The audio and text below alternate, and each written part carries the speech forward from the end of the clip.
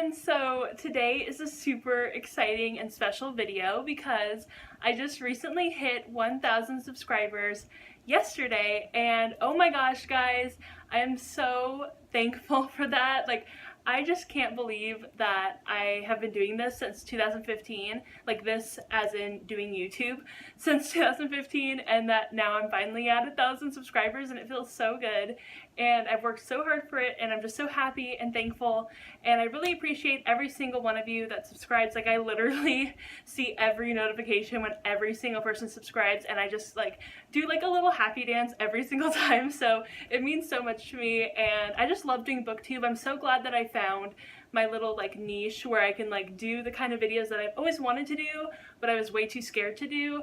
And I'm just so glad to be part of this booktube community and book Twitter community and this whole book community in general.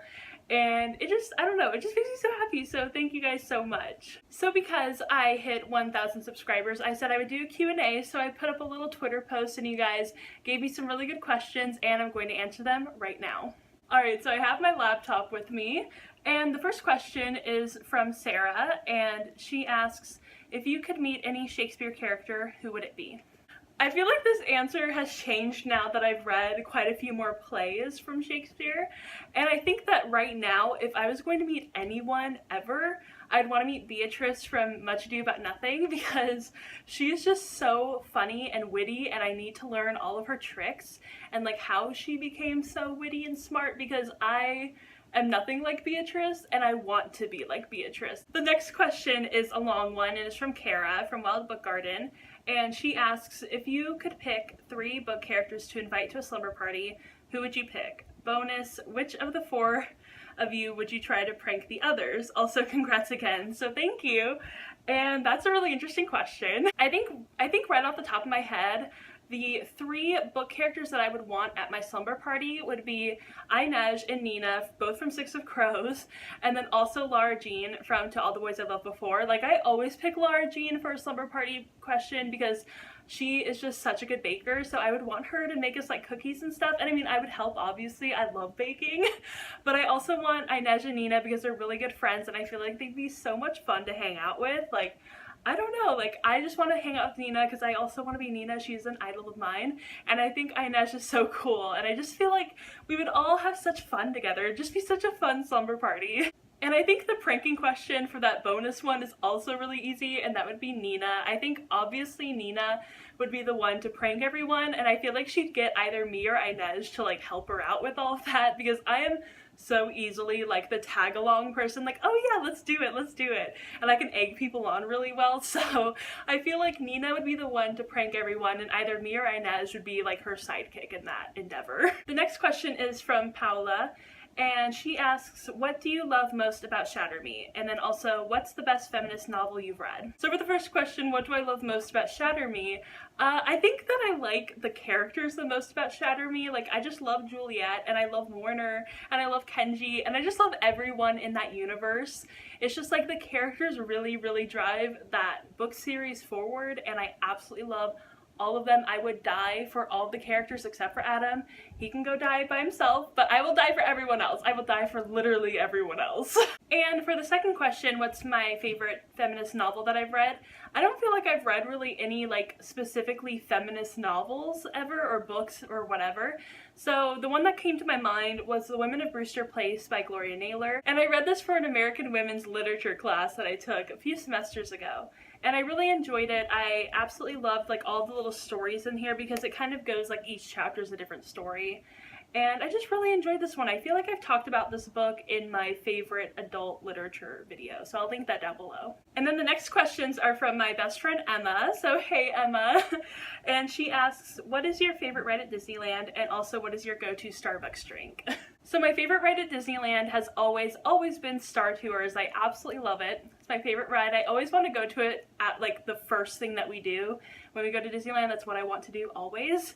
But I also like the Pirates of the Caribbean and Indiana Jones. Those are my 3 top favorites. And then for my go-to Starbucks drink, what I drink every single day is an iced coffee with 2 pumps of vanilla and soy milk. And it's literally my favorite drink ever because it kind of tastes like a latte, but it's not. It's not too sweet. It's not too bitter coffee taste.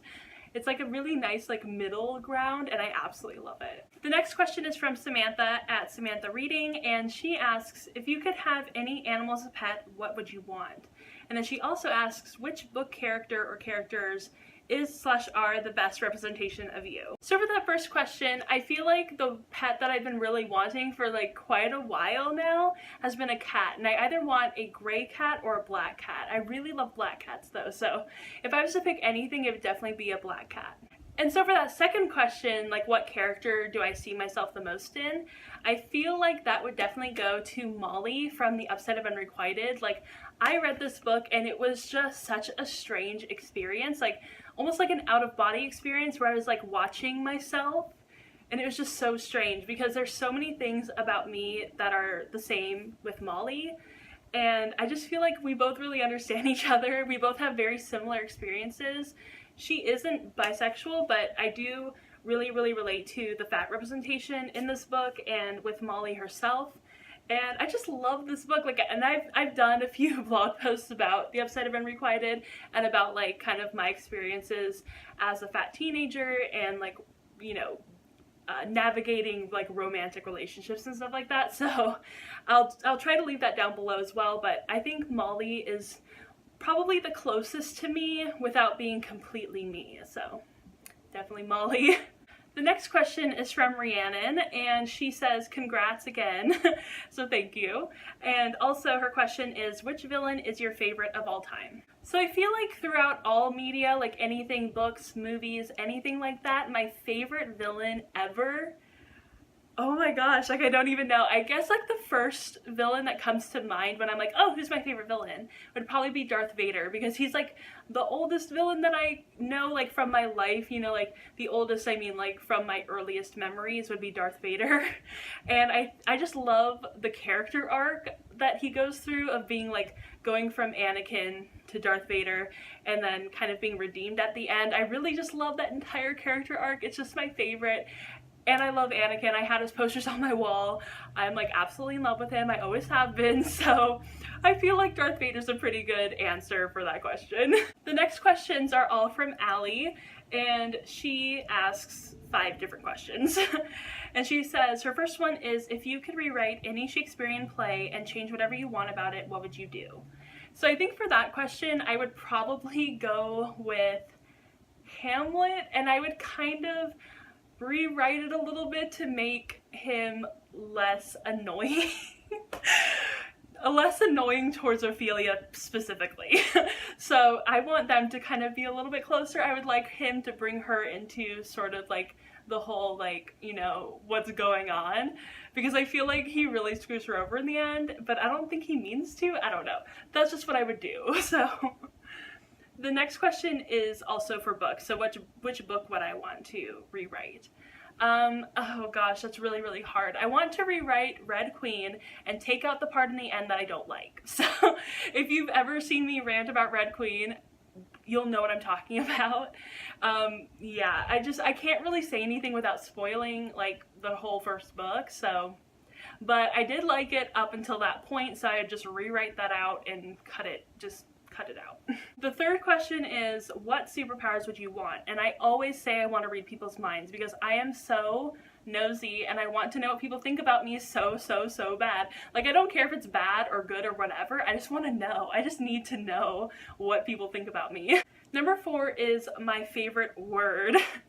Oh gosh, this is so hard because it's changed throughout my life of like, what's my favorite word? I don't know, but I'm going to say that it's however, and that's such a strange word because it's like, oh, it's not pretty, it's not like, you know, aesthetically pleasing, but it's my favorite word to use. And I think I kind of have to blame my AP literature teacher from high school, because she was like, oh, I love when people put however in their essays, and ever since then I'm just always however, like not too much obviously, but it's just my favorite word to use, like however, and it just gives me a little thrill inside every time I either say it or write it. And her last question is, if you could meet anyone in history, who? And that's kind of easy for me because I would definitely say Walt Disney. I've been to the Walt Disney Museum in San Francisco, and I actually was like so obsessed with it that I only got to look through half of it, and I had to like run through the other half because I was taking way too long. But I would love to meet Walt Disney and kind of like get to talk with him and like really know about his life and his history and stuff like that. So definitely Walt Disney. Alright, the next few questions are from Chrissy from September issue, and she asks, what would be your theme song? And I have to go with Unwritten by Natasha Bedingfield because obviously The Hills, that was like my show as a kid. Her next question is, if you could relive any Shakespeare play, which one would it be? That is so difficult because a lot of my favorites are tragedies, so I don't know if I'd want to do any of the tragedies, so I'm just gonna go with Much Ado About Nothing.